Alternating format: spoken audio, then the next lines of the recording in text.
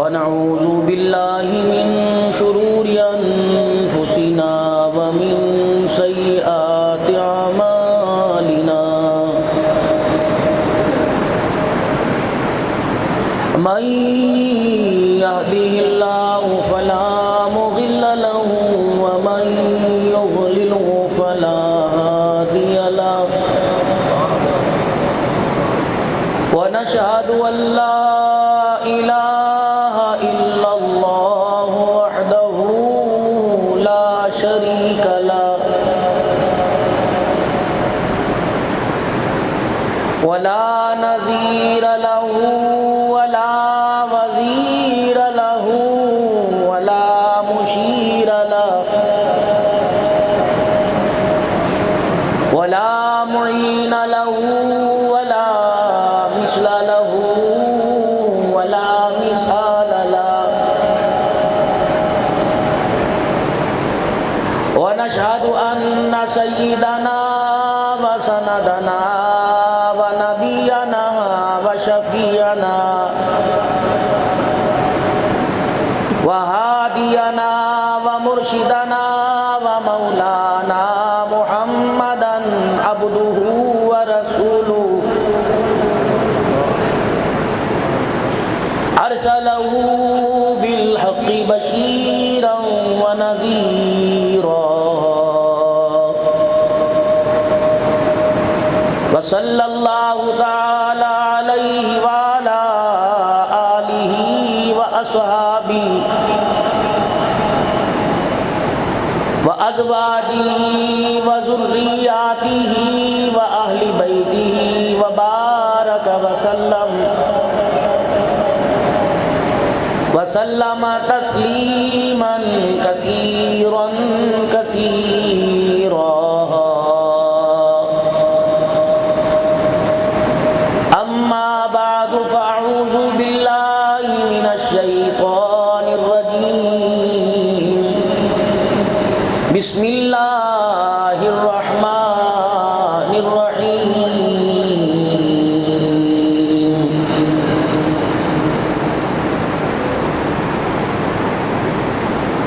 يا أيها الذين آمنوا اتقوا الله وكونوا مع الصادقين. وقال الله سبحانه وتعالى إنما أموالكم وأولادكم فتنة. وقال الله تبارك وتعالى في مقام آخر لقد كان لكم في رسول الله أسوة حسنة. آمنت بالله صدق الله مولانا العلي العظيم وبلغنا رسوله النبي الكريم ونحن على ذلك لمن الشاهدين والشاكرين والحمد لله رب العالمين. درود شریف پڑھ لیں سارے. اللہم صلی علی محمد وعلی آل محمد کما صلیت علی ابراہیم وعلی آل ابراہیم انک حمید مجید. اللہم بارک علی محمد وعلی آل محمد کما بارکت علی ابراہیم وعلی آل ابراہیم انک حمید مجید.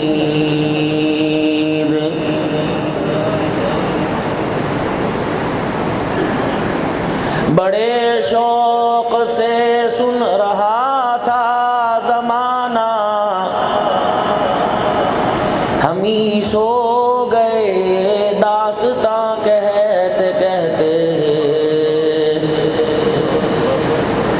خودی کو کر بلند اتنا کہ ہر تقدیر سے پہلے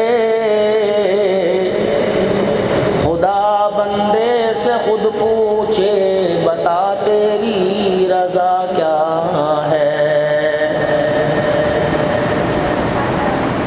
مسجد تو بنا دی شب بھر میں ایمان کی حرارت جماعت والوں نے من اپنا پرانا پاپی ہے، برسوں میں بھی نمازی بن نہ سکا۔ کی محمد سے وفا تو نے تو ہم تیرے ہیں، یہ جہاں چیز ہے کیا لوح قلم تیرے ہیں۔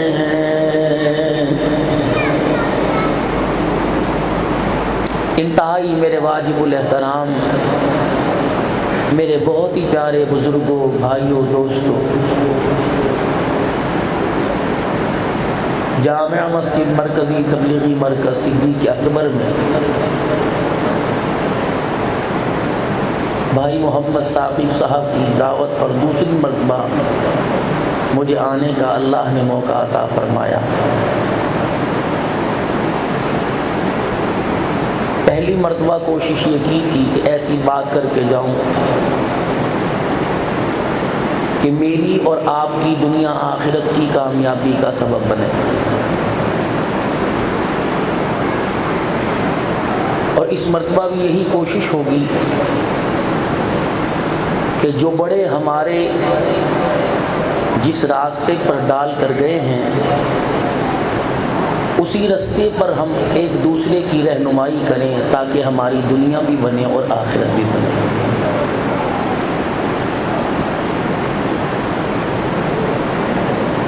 آج کا یہ پروگرام مرکزی جامع مسجد میں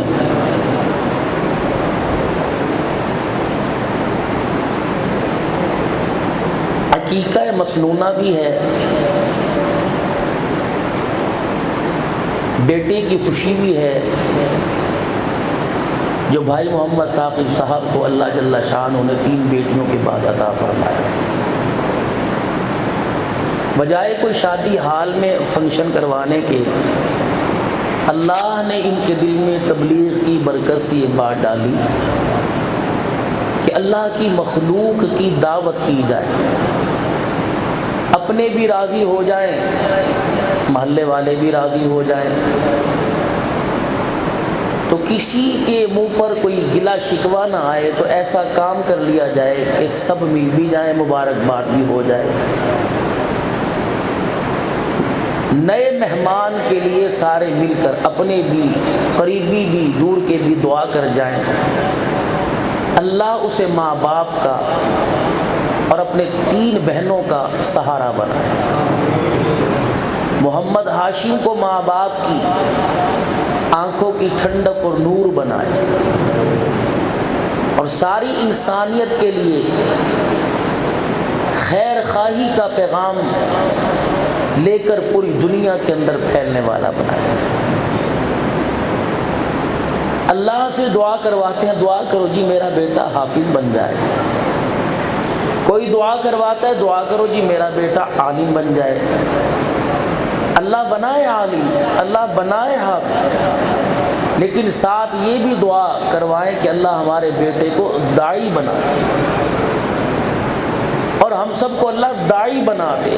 یہ امت آئی داعی بن کر ہے، اللہ کو دعوت والا کام بڑا پسند ہے، اور یہ اس امت کے دنیا میں بھیجنے کا مقصد ہے۔ باقی ارے پرے دائیں بائیں کی ساری باتیں ہیں جو انسان کے ساتھ 1% بھی اس کی قبر میں نہیں جائیں گے۔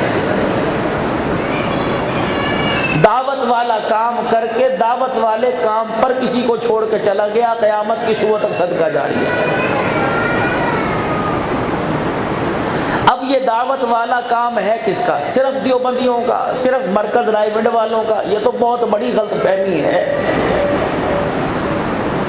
مرنے کی دیر ہے، آنکھ کھلے گی، اس غلط فہمی کا ازالہ بھگتنا پڑے گا۔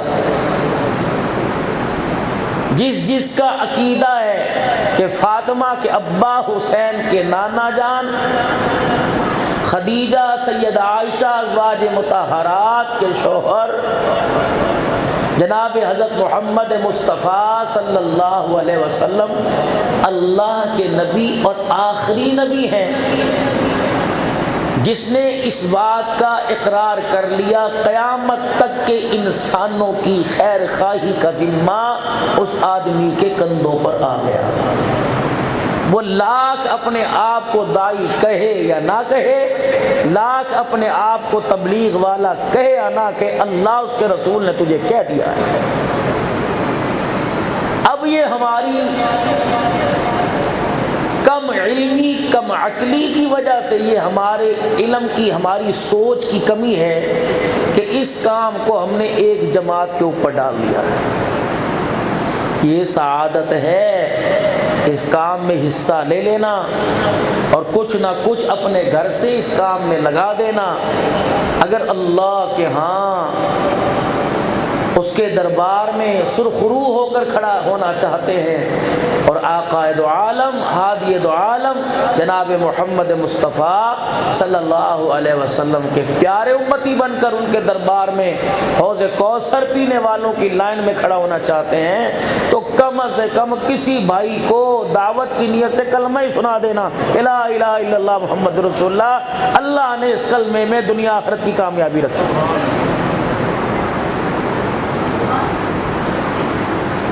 خدا بھلا کرے علماء کرام کا اور محققین کا، یہ دین کے معاملے میں کھوج لگاتے رہتے ہیں، سوچ وچار، اور جب 8 دن کے بعد منبر رسول پر بیٹھتے ہیں تو یہ حضرات کھرا دین، خالص دین آپ حضرات کے سامنے پیش کرتے ہیں،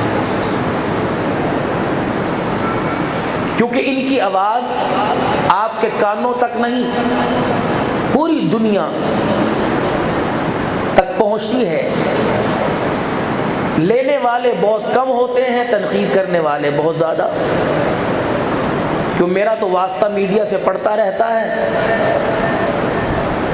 ذہنی دباؤ کم کرنے کے لیے، ٹینشن سے بچنے کے لیے میں کبھی کمنٹس پڑھتا ہی نہیں، مجھے ضرورت ہی کوئی نہیں۔ اگر تو میں اللہ کی مخلوق سے داد لینے کے لیے کروں پھر تو میں پڑھوں کس نے کیا لکھا ہے۔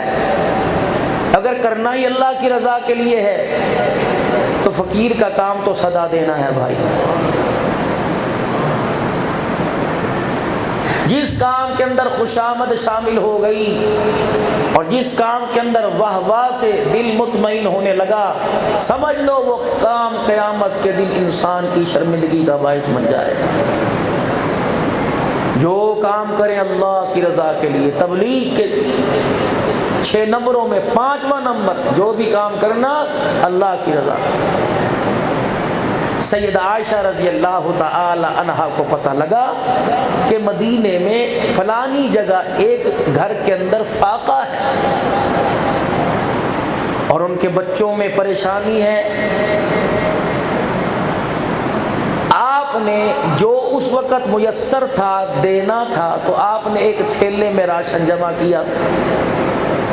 حضرت عروہ اپنے بھتیجے کو بلایا، مدینے جاؤ تو حضرت عروہ رضی اللہ تعالی عنہ کا قلعہ دیکھنا، یہ پہلا مدینہ ہے، قباء سے نکلے پہلا مدینہ کہ جہاں دائیں بائیں سے دوسرے علاقوں سے وفد آیا کرتے تو حضرت عروہ رضی اللہ عنہ کے قلعے میں ٹھہرا کرتے، تو پھر یہ حضور کو پیغام پہنچاتے کہ جی فلاں ملنے آیا ہے، ملنے دینا ہے کہ نہیں دینا۔ تو آج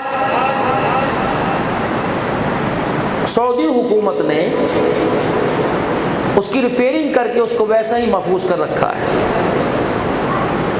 مجھے اس وقت پتہ لگا کہ میں مسجد نبوی شریف سے نماز پڑھ کے فجر کی نکلا، جمعہ کا دن تھا، پچھلے سال، تو ایک آدمی دوڑتا ہوا آیا، آصف عباسی مری کے عبدالحنان صاحب جی، پھر اسے تسلی نہیں ہوئی، پھر اس نے جلدی سے یوٹیوب کھولا اور وہ تصویر لی، کہنے لگی کوئی خواہش؟ میں نے کہا یہاں کی کیا خواہش، اللہ نے ساری پوری کر دی، اس سے بڑی خواہش۔ کہنے لگی آؤ ایک سنت پہ عمل کریں۔ میں نے کہا کون سی؟ کہ حضور فجر مسجد نبوی میں پڑھتے تھے اور اشراق قباء جا کے پڑھتے تھے۔ تو مجھے گاڑی میں بٹھا کے وہاں لے گیا، اشراق پڑھی۔ کہنے لگا کوئی اور طلب ہو؟ میں نے کہا اللہ کی ساری نعمتیں ملی، طلب ہے مدینہ شریف کی خاص مٹی کہیں سے مل جائے۔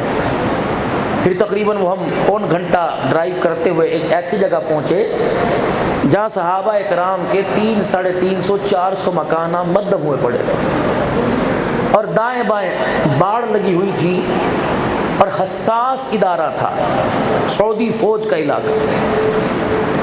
تو میں تو گاڑی میں بیٹھا رہا، وہ بیچارے اس تار میں سے اس باڑ میں سے نیچے سے اندر گھسے، لکڑی پڑی تھی، کس طرح وہ اندر جا کے اسی طرح چولہے، اسی طرح چھوٹے کمرے ٹوٹے پھوٹے، تو وہاں سے اللہ نے تھوڑی سی مٹی کی سعادت بخشی۔ تو اس طرح مجھے معلوم ہوا۔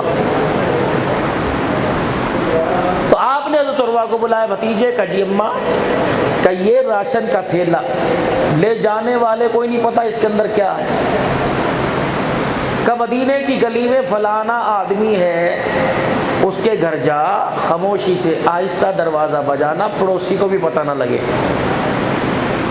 دینے کا ڈھنگ سیکھو اللہ کی رضا کے لیے، دینے کا ڈھنگ سیکھو اللہ کی رضا کے لیے۔ راشن تقسیم کرنا ہے، مسجد میں بلا کر نمازیوں کے سامنے مت دیجیے، کسی کے گھر کا خرچہ اٹھانا ہے تو اس انداز سے دیجیے کہ جس کے گھر کا خرچہ اٹھا رہے ہیں اسے بھی نہ پتہ ہو کہاں سے آیا ہے۔ صحیح نیت۔ دعا کری، ابا بیمار ہے، یہ کیا ہوا؟ انہوں نے کہا ٹھیک ہے اللہ تیرے ابے کو صحت دے، ادلا بدلا ہو گیا، پھر اللہ کے یہاں سے کچھ نہیں ملنا۔ آٹے کی 5 کلو کی تھیلی دی، دعا کی روٹی کھا کے دعا کرے سارے جی مل کے، اگلے دن مل گیا، وہ دعا کیتی بھی سی کہ نہیں کیتی سی، پاجی پول گیا، وہ تو ہے نکما۔